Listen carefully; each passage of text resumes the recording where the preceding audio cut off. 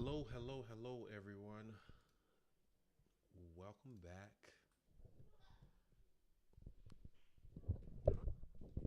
to Macro Traders.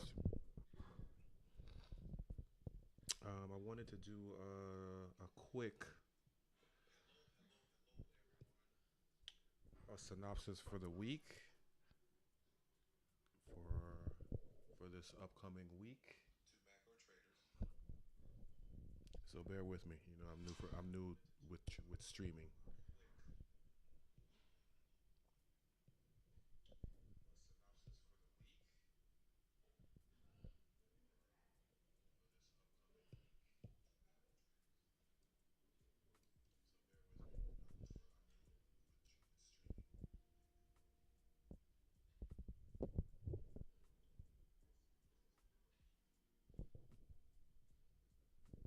All right. All right. So first, what I want to do is I'd like to take a look at the calendar because the calendar is our our roadmap. Now, the week the week of Sunday, March 8th, we see that on Monday there's no news. Tuesday there's no news. Wednesday we have CPI at 8:30, and Thursday we have unemployment claims at 8:30. Friday we have core PPI at 8:30, and also JOLTS at 10 o'clock on Friday. That's basically our biggest news of the week. I would say would be CPI. So usually, like the day before the news, the market is usually choppy. The Monday, we'll probably get some good movement, and our important. There's a few important news throughout the month. Let's see if I can switch up to the monthly. Nope. Let's go back this month. All right, there we go. All right, so okay, so this is last week. The important news of the month are usually non-farm payroll right here, as you can see. That was last Friday. That's usually the first Friday of every month, and CPI. That's coming up this Wednesday, and we have on Wednesday the 18th we have FOMC. That's the funds rates. Usually when Powell does his things, that's usually at 2 p.m. And yeah, those are the three main news catalysts every month. Now, of course, there's others, and there's a lot more news. I only focus on the red folder news. So if you can go to this tab up here to the right, hit filter, you can see that we have orange folder news, we have yellow news, and then this is all the types of events here. And we have all the currencies here. I'm only focused on US. If I apply those filters, you will see that we have a whole bunch more news. So if I go to this week, you can see on Tuesday, we have news at 6 a.m., 8:15, 10 o'clock, 4:30 p.m. on Tuesday. Um, the market does have minor fluctuations based on those moves, but the biggest and most important piece of news will be these red folder news. So if you want to go check that, that's at Forex Factory. Let me change my settings here. There we go. Okay, so to the charts. All right, so I'm still on. This is a 12-month chart right here. NASDAQ. And let me add the ES and the ES and Dow Jones. Let's see if I can add those. Hold on.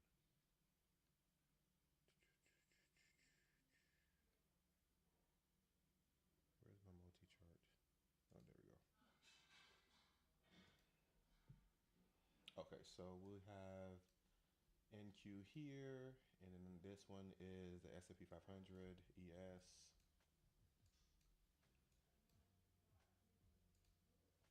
Let me delete all this stuff from many moons ago, and then we'll have the Dow Jones, which is at YM, and we'll put that, just have everything on 12 months. 12 months.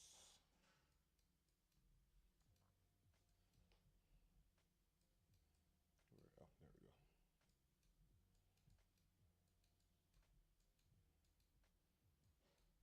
there we go. So as you can see, we have in this, let's see, does everything, make sure everything is showing. Hold on. I'll slide it a little bit. Oh. Let's see, make it a little bit, nope. Pardon me with the screen, guys. I'm trying to see if I can fit everything within my screen.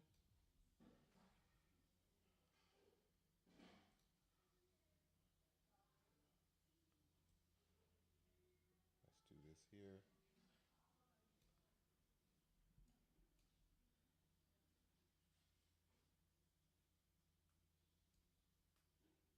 There we go.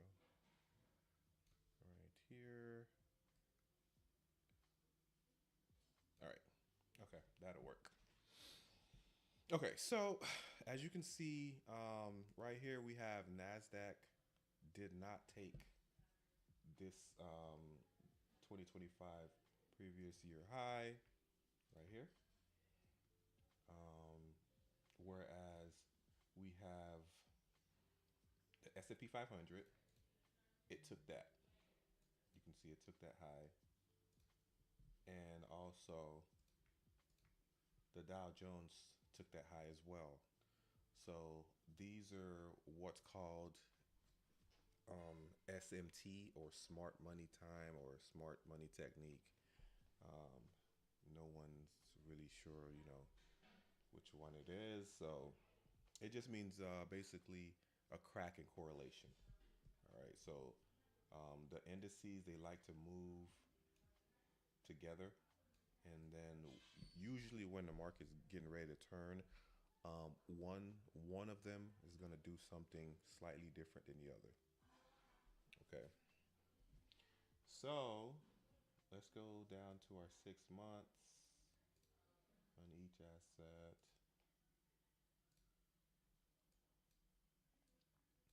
And this candle is still gonna be printing for another 3 months and 23 days.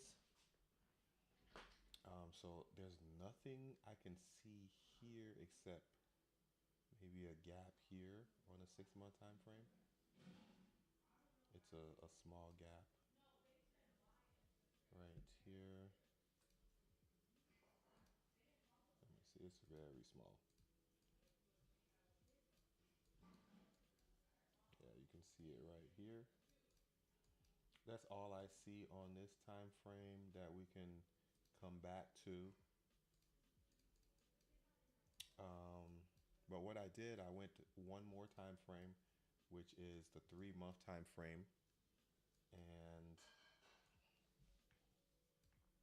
we have this gap, this 3-month gap right here. To me, that's a lower hanging fruit type objective. So ever since January, I've been looking for the market to draw back into here. Now, once it gets into here, it can go continue on its way up, or it can disrespect it and continue lower. You know, we don't know what's going to happen. We're just going to have to wait and see what happens. Here. Okay, but these are the levels I'm looking for.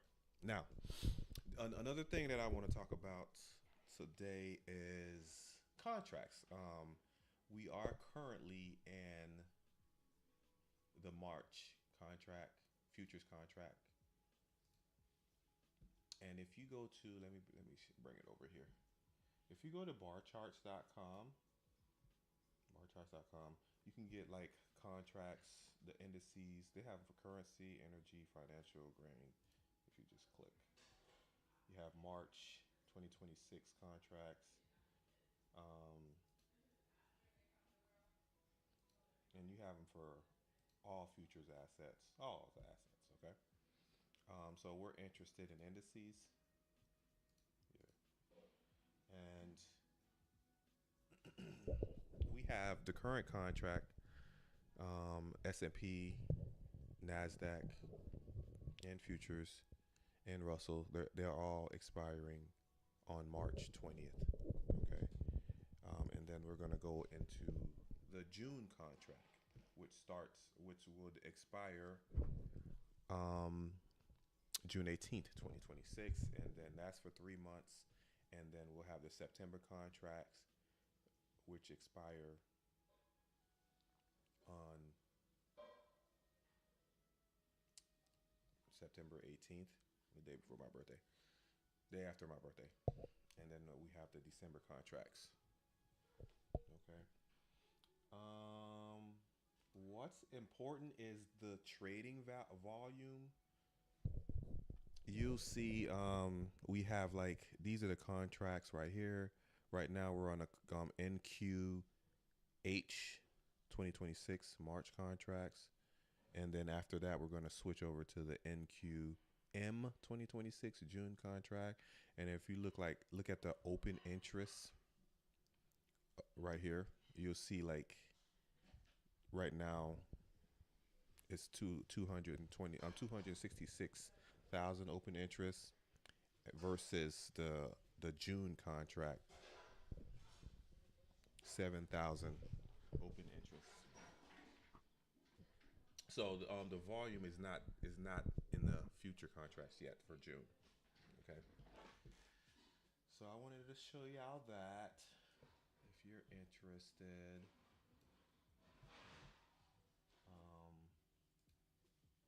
Yeah, and for instance, right now this is the continuous contract, and right now we're in the NQ here. I'll go back.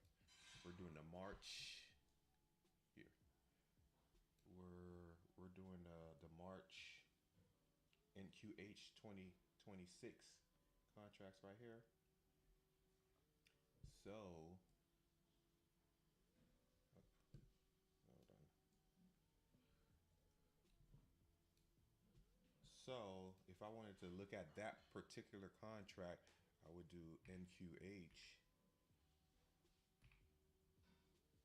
Let's go futures, and you would have that contract right here, and you could click it, and then we have NQH for 2026, and then we have NQH for 2027 for next year. All right, so enough of that. So yeah, our draw on the liquidity for me is this inefficiency right here, these gaps right here, long term. Now it could take a couple months, couple weeks to get there. We'll trade accordingly, and we'll just know where the draw liquidity is. And we also know that the market doesn't go in one direction. We'll have green days, but most of our trades we're looking for for red days, bearishness until we get here. Okay, if structure permits it. So let's go to the weekly time frame.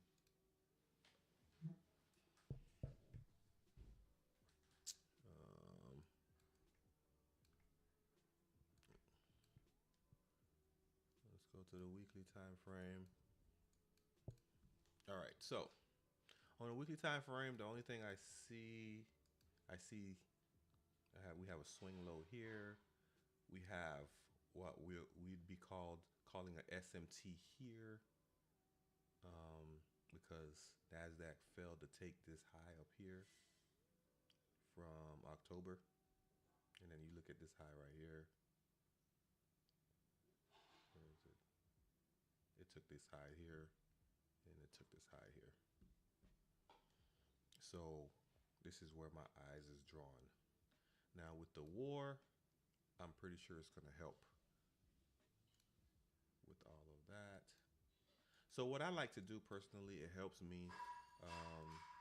So this is last month's low here. I like to put levels. Previous month's low, previous month's high. And I also like to look at the 50% of last month's potential levels that I like to look at.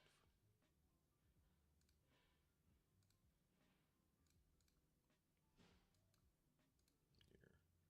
And I like to make them a specific color so when I go to lower time frames, I'm not confused.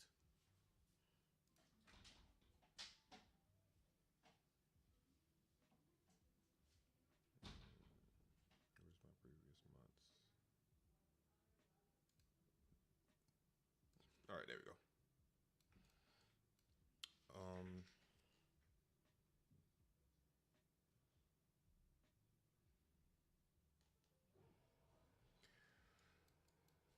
So now I will drop down, and I do this for everything. So just to make it for all three assets, just to make it, concise, I'll just do NQ for today. And I use these levels along with SMT. Let's say I'm bullish, and it hits one of those levels, and I see that one of the other assets don't hit that level, and the market structure shift, and I would use that bearish, that bullish SMT as a cracking correlation. It'll help me, along with, my current draw liquidity, to have another added confluence. All right, so this is the weekly time frame right here. We have, this is last week's candle.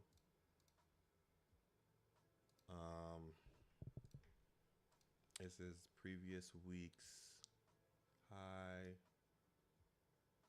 right there, and those are in blue. Previous week's low right here. Previous week's low, and and I use this GAN box right here to make my little square. So here's my settings. You guys can screenshot this. I have these price levels 0, 1, 0.25, 0.5, 0.75. And that's basically it. This is my GAN box, okay? And the 50% of last week's candle is here.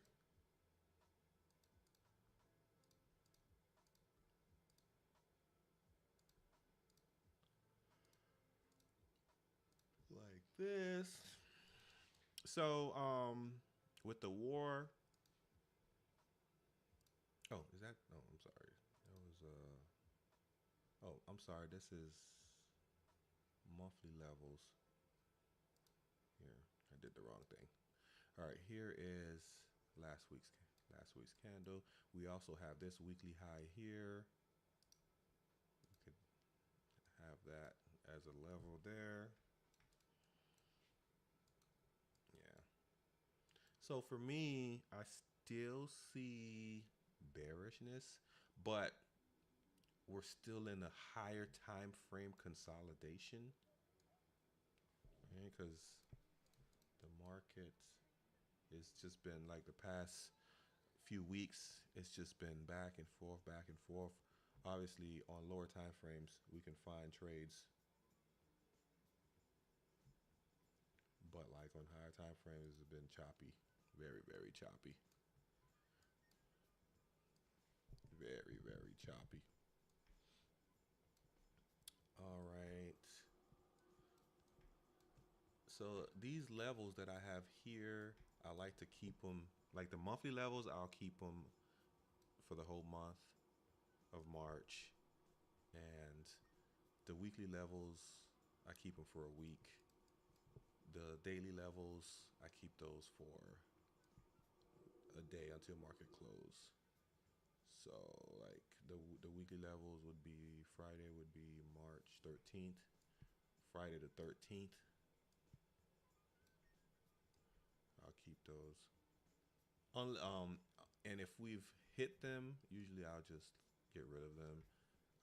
Like this one from a previous week, I'll keep that.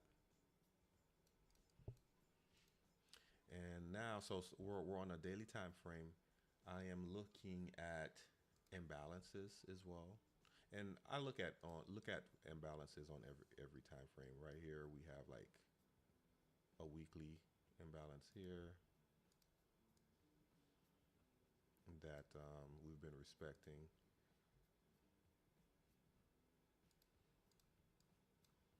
Right. Um, on a daily time frame, this is last Friday's. So I would do like previous day low. Those would be in green. Previous day low,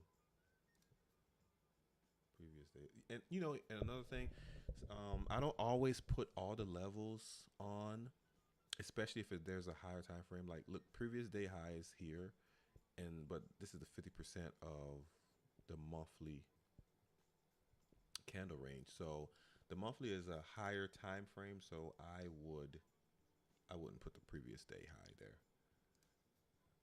because they're so close. It'll help with the line, and also you can see with the 50% of the weekly and 50% of the daily candle, they're kind of close as well. Well, let's see how many points. Yeah, 20 points away. Yes, I guess I could put that there.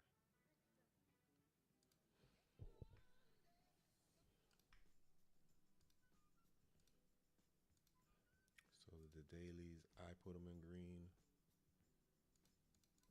Yeah. So now I'm scanning up and down for inefficiencies. I see this. There's no trading, no candle bodies in here, so that's a volume imbalance.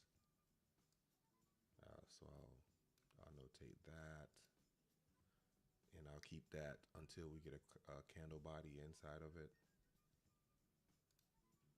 right? And we have a new one here. We can notate that.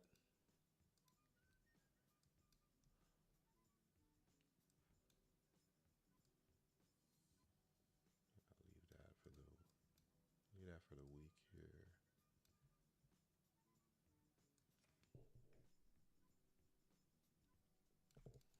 All right. So that these are our volume imbalances, and let me delineate the time frame so I know. We'll do that.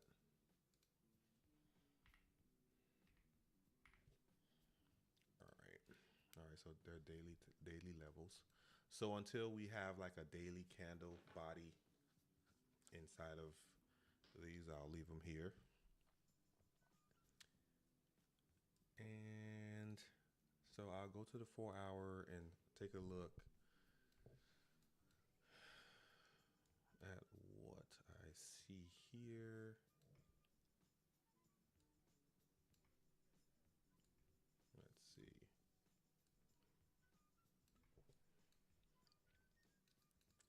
So we have a 4 hour gap right here, along with the daily volume imbalance. We have this is an intermediate high, and it's an intermediate high because it's inside of a 4 hour gap here. Those are potential levels. We have another intermediate high here.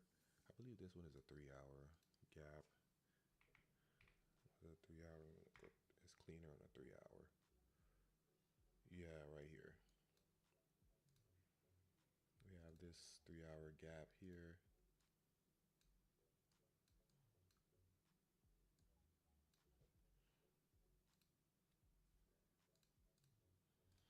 Yeah, so that's our 3 hour gap. So we have an intermediate high. Well, on this time frame, intermediate high is here, short-term high, intermediate high. So these are the levels I'll be looking to to take trades off of this week.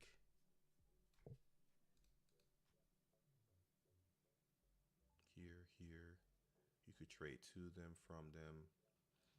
But my bias is bearish. So maybe we could come low here, take this previous low, come back somewhere in here, this daily volume imbalance, and maybe curl. We'll just have to wait and see with CPI. I do take a if this then that approach. So I try to formulate a bias at the beginning of the week, and then every day I look and see how did we trade towards that bias or against that bias, and I make adjustments accordingly.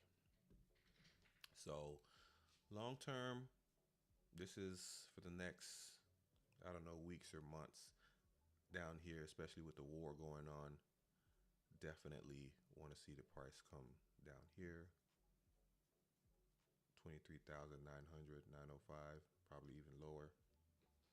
But in short terms, all of these are 3 hour candles, so you have plenty of potential trades up and down. Okay. The other thing I wanted to discuss with you guys is I've been getting a couple questions about standard deviations. So I like to use standard deviation. It's a way to help me understand where we are in price, and it's kind of like a roadmap as well. And what I like to do is when like a major high or low is taken and market structure is shifted, I like to project my standard deviation. So for instance, you look at this low right here, this swing low right here. The market came down, took it, right?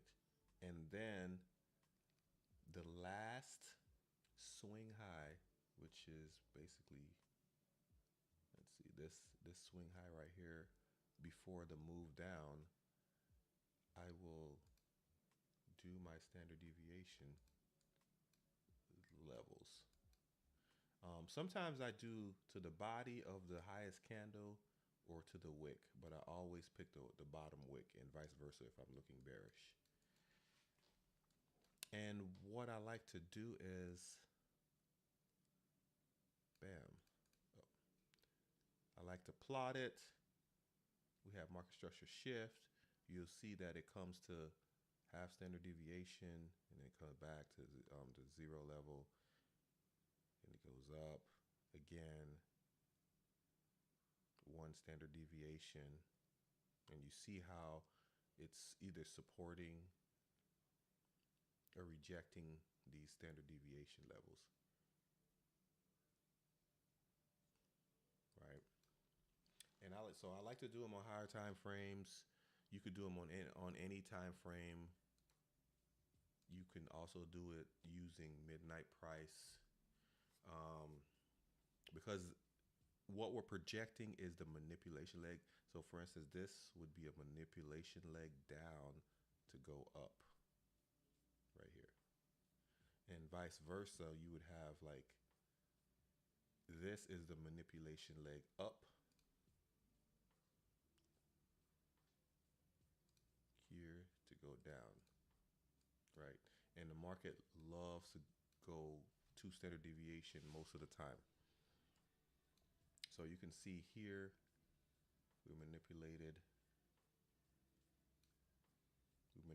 up, took these liquidity, buy side liquidities here, and you have the option to go from here, wick to wick, or wick to the body closure right there, body open, I'm sorry.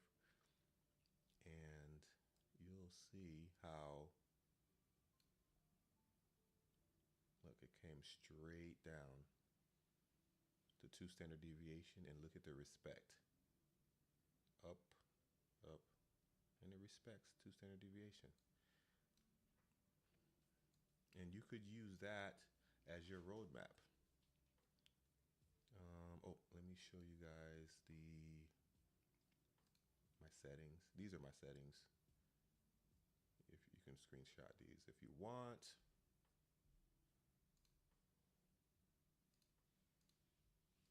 Yeah, that's standard deviation. So go back and look and play around with it.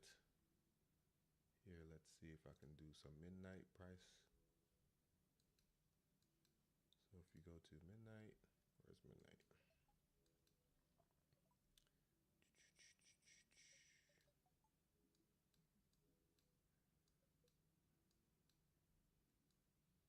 Yeah, okay, so we have midnight price here. Midnight price was here, right there. And after midnight, we just went straight up, right? So we took this liquidity, so you could project from here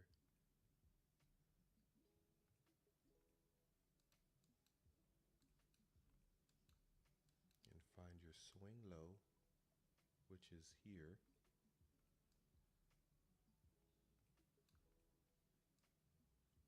And then you can project. If you're bearish, if you're on the right side of the market, it's gonna show you like this. So we manipulated up on this day, closed below, and look at the movement. It came all the way up here, and there happens to be a 1 minute gap here that it looks like it came to fill, and then it gave up the goods when time was right. London kill zone, which is 2 a.m. to 5.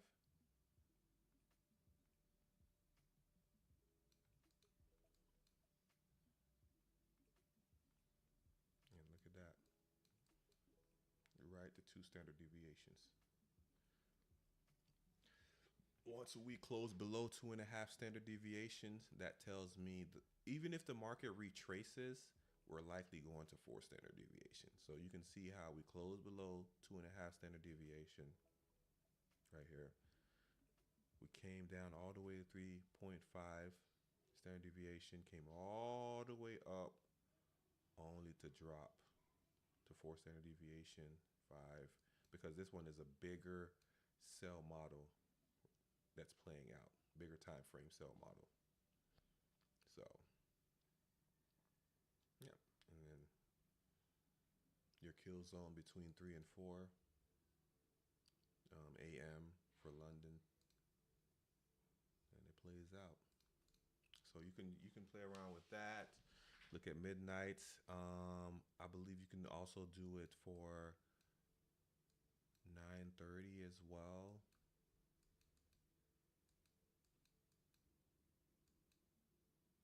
Where's 9:30? Usually there's a manipulation leg.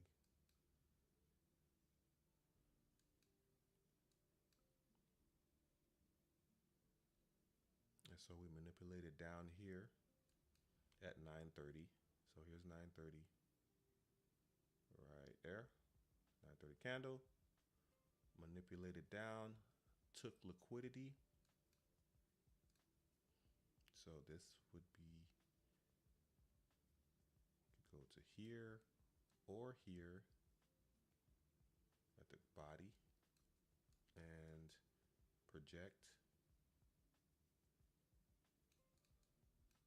and you'll see we consolidate a little bit, expansion, consolidate, retracement, expansion, hit one standard deviation. This was Friday, actually, by the way. And just climb, climb, climb, climb, then drop. Data high. Your data high happens to be right in between 2 standard deviations and 2.25. Hit 2 standard deviation, retrace back to 1 standard deviation, went up to 2.5 standard deviation, rejected. I mean, not 2.5, but 2.25 standard deviation, rejected. But you could take a trade from in here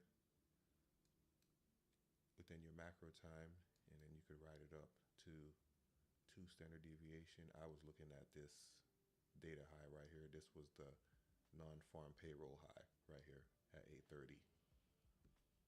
So, and if you go, that was the buy side liquidity there, and also buy side liquidity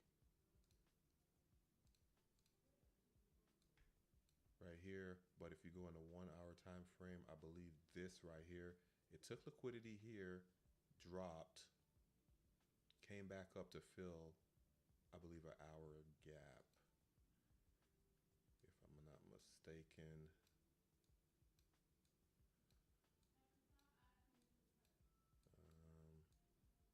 Where was it? Oh yeah, there you go, right here. This 1 hour gap, which turned this into an intermediate high.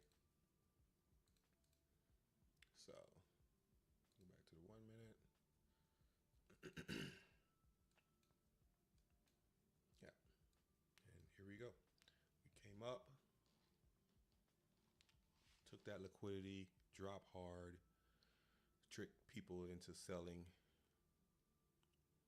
and then came back up, filled that gap, and then gave up the goods.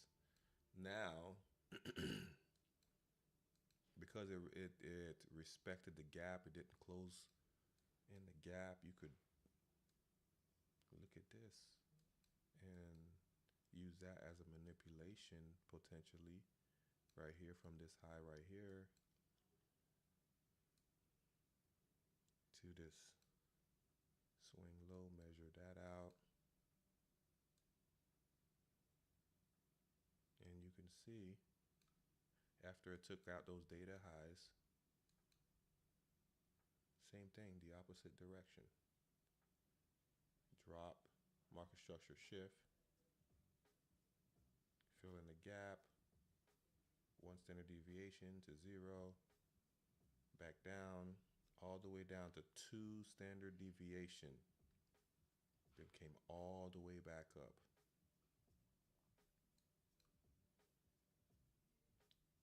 Closed below 2.5 standard deviations here, and went straight down to 4. And it does it on every time frame. So something new for you guys to study. But anyway, yeah. So I'm not gonna be here too long. I just wanted to go over a little bit more of the standard deviations and my bias for the week is still bearish. Um, and my roadmap is CPI on Wednesday, I believe at 8:30. That doesn't mean you can't take trades, you know, on Monday and Tuesday. But if you're not sure and you're new to trading, you you might get chopped up.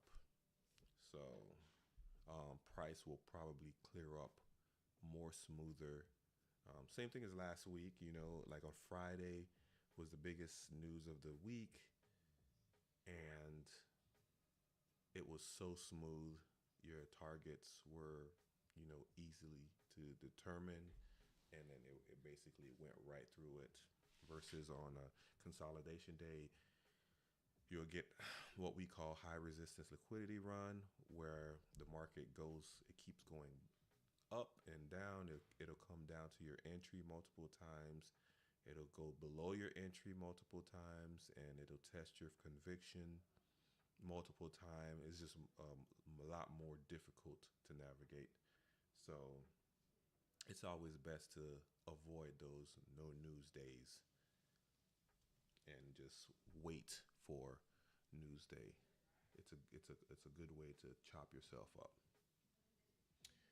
So if you guys, anybody have any questions, you know, let me know. If not, I think I will end it there. The market, well, right now it's about 5 o'clock. Market opens at 6 p.m. If I don't see any questions, I'll call it a day. Till next week.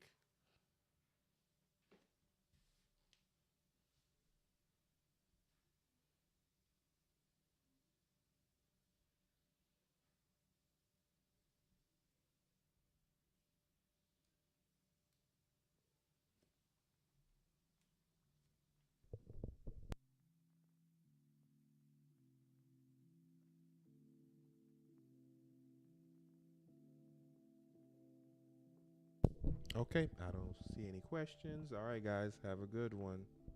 Toodles.